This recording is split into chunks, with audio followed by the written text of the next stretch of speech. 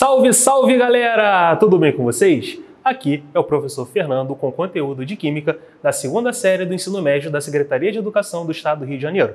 E nesta videoaula vamos começar a introduzir as funções inorgânicas, iniciando com a função ácido, conceitos, características, classificação e relacionar com o cotidiano. Esperamos aqui contribuir com seu desenvolvimento e colocar você em contato com a nossa grande área de conhecimento, que é o da ciência da natureza e suas tecnologias.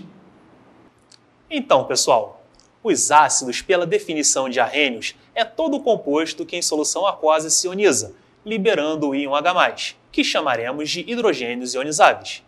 Esses compostos apresentam sabor azedo. Onde encontramos esses compostos no cotidiano? É mais comum do que a gente pensa. Podemos encontrá-los nas bebidas chamadas refrigerantes, nas frutas em geral, principalmente as frutas cítricas, como limão, laranja, entre outros, e também na solução de bateria de automóvel.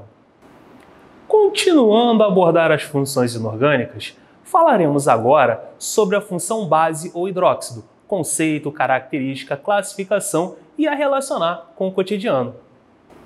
Bases, pela definição de Arrhenius, é todo composto que em solução aquosa se dissocia, liberando o íon OH-, que chamaremos de hidroxila. E esses compostos apresentam sabor adstringente, ou seja, aquele gosto que amarra a boca. Onde encontramos esses compostos no cotidiano?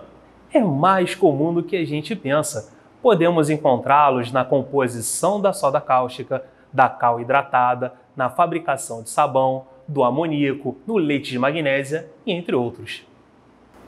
E na prática, como funciona? No laboratório, existem espécies que identificam os ácidos e as bases, chamados indicadores ácido-base.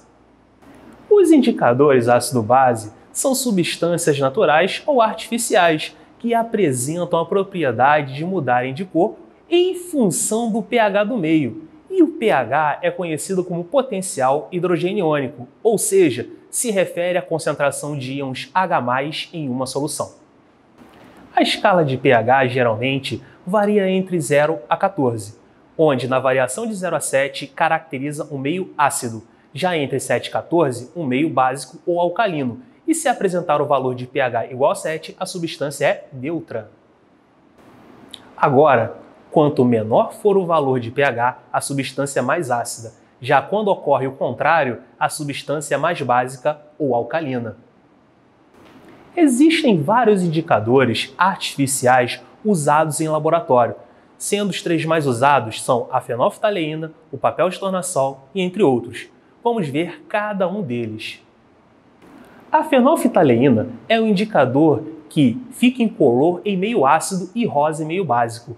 E o papel de tornassol fica azul em meio básico e rosa em meio ácido. E continuando a falar das funções inorgânicas, vamos abordar a função sal, que resulta da reação de neutralização entre um ácido e uma base. Os sais apresentam a parte positiva, o cátion, diferente do H+ do ácido, e a parte negativa, o ânion, diferente do OH- da base, podendo apresentar caráter ácido, básico ou neutro, dependendo da natureza dos ácidos ou das bases que formam. Os sais são encontrados em produtos alimentícios, tais como o sal de cozinha, em tratamento da azia e má digestão, como o bicarbonato de sódio, e em desinfetantes, como o hipoclorito de sódio, conhecido como água sanitária, e entre outros. E finalizando o estudo das funções inorgânicas com a função óxido, que é caracterizado por ser um composto binário, ou seja, de dois elementos, sendo o oxigênio como elemento mais eletronegativo. A exceção fica para o elemento flúor, que é o elemento mais eletronegativo da tabela periódica, portanto, não formam óxidos, sendo classificado como sal. Os óxidos são encontrados principalmente no ar atmosférico, como o monóxido de carbono, o dióxido de carbono, os óxidos de nitrogênio e de enxofre, na construção civil, como a cal pura, chamado de óxido de cálcio, na água oxigenada, conhecida como peróxido de hidrogênio, e também a água. Então, pessoal, hoje nós vimos sobre as funções inorgânicas, definição de Arrhenius, sobre os ácidos e as bases, como são encontrados no nosso cotidiano, e aprendemos a identificar esses compostos com os indicadores ácido-base, e também falamos sobre os sais e óxidos, como eles estão no nosso cotidiano. E espero que tenham ajudado vocês a compreender o assunto, pois é muito importante entender o essencial para viajarmos nesse mundo maravilhoso da química.